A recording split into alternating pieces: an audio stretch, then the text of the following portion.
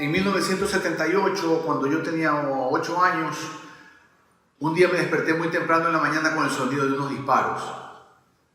Entonces me paré de la cama, abrí la puerta y vi que al fondo del pasillo mi papá salía de su cuarto con un revólver en la mano y caminaba hacia la cocina. Entonces yo me fui hacia la cocina y me lo encontré con la refrigeradora abierta, tomando agua, y había dejado el revólver ahí encima del mesón.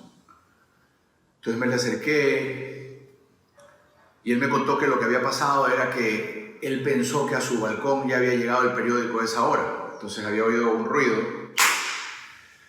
y abrió la cortina y vio a un hombre mirándolo del otro lado del vidrio, ¿no? De la puerta de aluminio y vidrio. Estaba mirándolo así, así. Entonces mi papá corrió al closet, sacó el revólver, abrió la ventana. Ya para esto el hombre se había descolgado del balcón, iba corriendo por la media calle y mi papá le metió unos tiros. Entonces me quedó mirando y me dijo, qué suerte que no le di a ese hombre. Y bueno, de esa forma y con esa frase encapsuló toda una forma de ver la vida y de demostrarme en qué creía él, ¿no? Ese alivio gigante que tenía era algo palpable que yo podía sentir en él. Era una felicidad, una tranquilidad, un alivio increíble que tenía. Y a través de esa frase comencé a conocerlo, y a través de muchos otros momentos, a través de los años, lo seguí conociendo de la misma manera, ¿no? Pero bueno, eso sucedió aquí en Guayaquil. Yo soy de aquí de Guayaquil, que es una ciudad de la costa del Ecuador que da al Océano Pacífico. Al Ecuador tú llegas a través del Golfo de Guayaquil. Por Guayaquil también sale el río Guayas. Y ese golfo se incrusta adentro de la ciudad a través de varios ramales de un estero. Es un estero que conjuga las aguas del río y del mar. Entonces es agua salobre, lo que quiere decir que es agua dulce y salada. Y bueno, hace muchos años, supongo yo, pues ese estero ha de haber sido cristalino. Era cristalino, puro, increíble, bello. La gente se bañaba, habían gaviotas, se pescaba cangrejo, concha prieta, ¿no? Era muy bello, muy bello, muy bello, muy bello.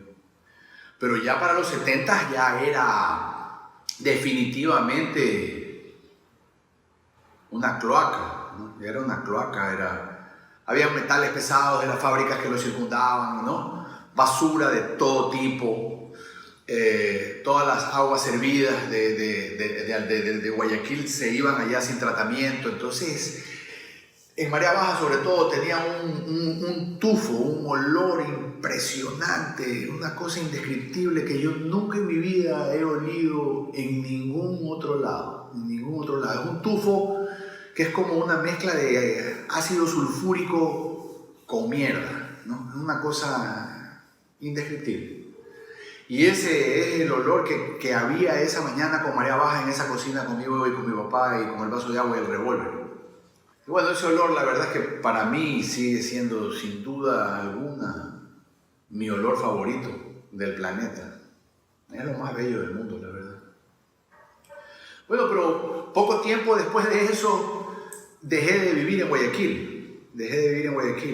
Y me alejé del estero porque mis padres me llamaron a su cuarto un día y me dijeron que nos íbamos a ir a vivir a Tokio porque mi papá había sido designado por el presidente electo Jaime Rodós Aguilera como embajador del Ecuador en Japón. Entonces nos fuimos a Tokio. Y me enrolaron mis padres en una escuela pública que se llamaba Kojimachi y que tenía un número, cuyo número no recuerdo cuál era.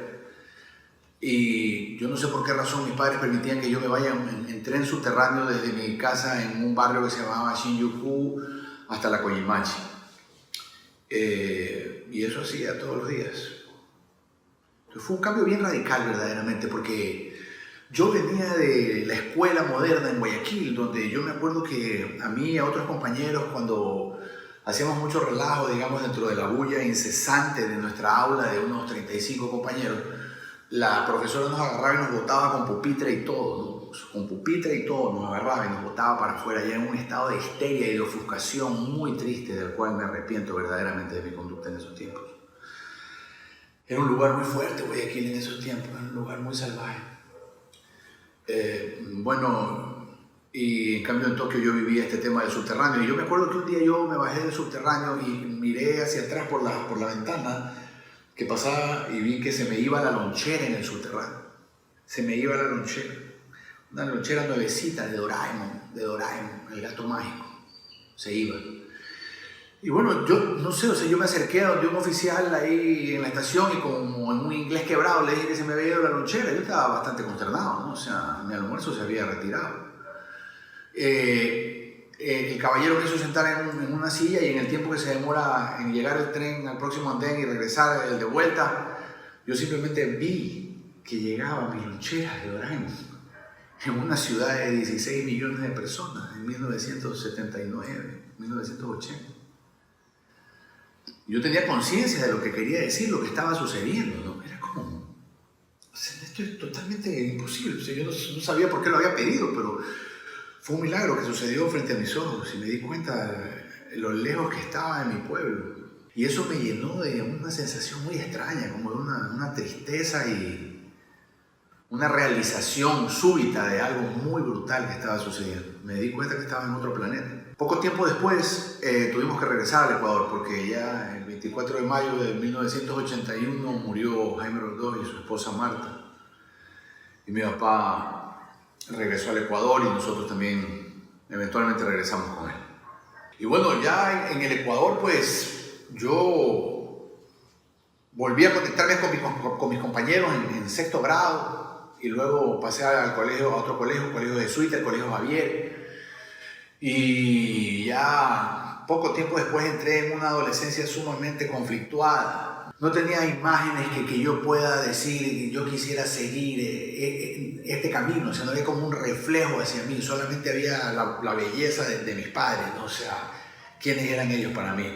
Pero para mí ser un político violento y poderoso e inclaudicable como era mi viejo, ¿no? O una académica como era mi madre, verdaderamente yo no tenía la valentía, no tenía la fuerza para llegar a pensar que yo podía hacer algo así. Entonces, como me daban libertad, terminé en la calle rodeado de muchísima gente, ¿no? Y ahí fue que yo comencé a tener como una sed insaciable de conocer esta gente que me rodeaba, ¿no? Y de entenderla, ¿no? Porque yo solo pasaba caminando por la calle, conociendo a esta gente, ¿no? Que eran personas que habían tenido que desarrollar y que practicaban todo el tiempo un carácter, ¿no? Practicaban un carácter, eso es lo que hacían. Practicaban una forma de ser y de vivir con una velocidad y un desdén y una viada y un poder y un color como muy extraño para la forma como acomodada y pausada y relajada donde yo venía, ¿no? Entonces mis apetitos me llevaron a conocer a todos estos seres humanos de las veredas de la vida, que son gente tan maravillosa, y a mis amigos también, a muchos de mis amigos los conocí bajo esas circunstancias, ¿no? Y fueron ellos quienes por esa increíble carga de identidad propia, ¿no? Crearon en mí esa necesidad, ¿no? Esa necesidad y esa fascinación por entendernos y por saber quiénes éramos de verdad, ¿no? Como un amor por el carácter, y una vocación definitiva hacia el culto de la personalidad. Eso fue lo que ellos tuvieron en mí, ¿no? Había de todo, porque había profesionales de la noche, gente involucrada en el mundo de las drogas, o sea, pillos, pero sobre todo, y más que todo, habían amigos, ¿no? O sea, eran humanos y sobre todo como filósofos criollos que tenían una tradición oral que llevaban hacia un camino, ¿no? Una tradición oral que guiaba su existencia. Entonces yo me quería agarrar de esa tradición y irme hacia adelante con ellos como para ser yo mismo, como para de alguna manera encuerparme, ¿no? y agarrar esa fuerza que yo veía en ellos para vivir.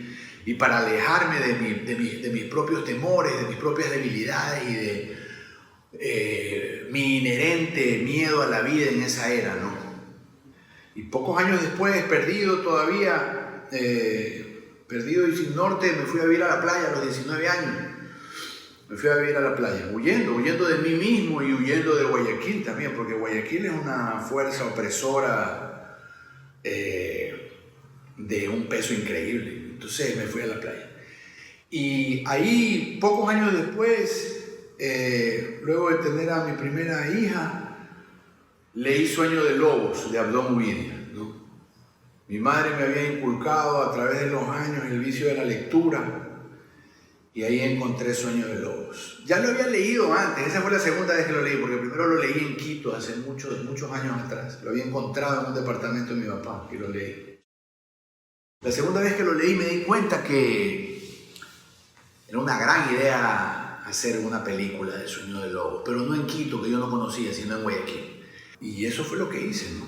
Tratar de llevar esa película a cabo. Y yo quería contratar, digamos, a la gente que la realice. Yo era como un productor y una persona con la idea original del tema.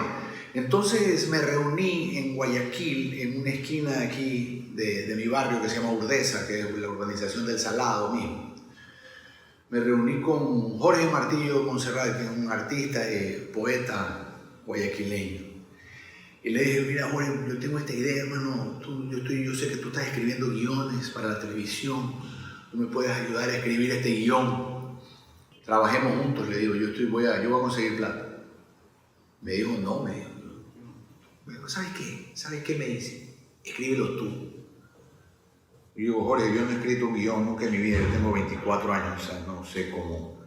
Me dijo, por eso, tienes que escribirlo tú. Eso es que no hay salida, tú tienes que escribir, porque mira, lo que pasa es que cuando uno quiere contar una historia, me dice, cuando uno quiere contar una historia, tienes que contarla. Ya no tiene salida, ahí no tiene salida. Eso de ahí, si te quedas eso adentro, eso se pudre, tú tienes que contar, anda nomás. Y me entregó un cassette que se llamaba Movie Magic, no era un cassette, perdón, era un disquete de Movie Magic, que era como un programa para escribir guión. Entonces este hombre me dejó frío y sin duda el artista me dio uno de los regalos más bellos que me han dado en mi vida, ¿no? Qué cosa más increíble, cómo alguien puede hacer algo así por otra persona. Me obligó a mí a escribir un guión y eso es lo que hago hasta hoy en día. Poco tiempo después, en este caso un artista quiteño, Sebastián Cordero Espinosa, un hermano personal mío hoy en día, me invitó a hacer una película, porque él vio un cortometraje que yo había hecho que se llamaba Filo de Tocador. Lo vio y me llamó para ser pescador. Y cuando terminamos de ser pescador, en el cual yo era el pescador, Carlos Adrián Solórzano Cedeño, le fue bien a la película y ciertos miembros de la prensa me preguntaban en qué me había basado para crear el personaje.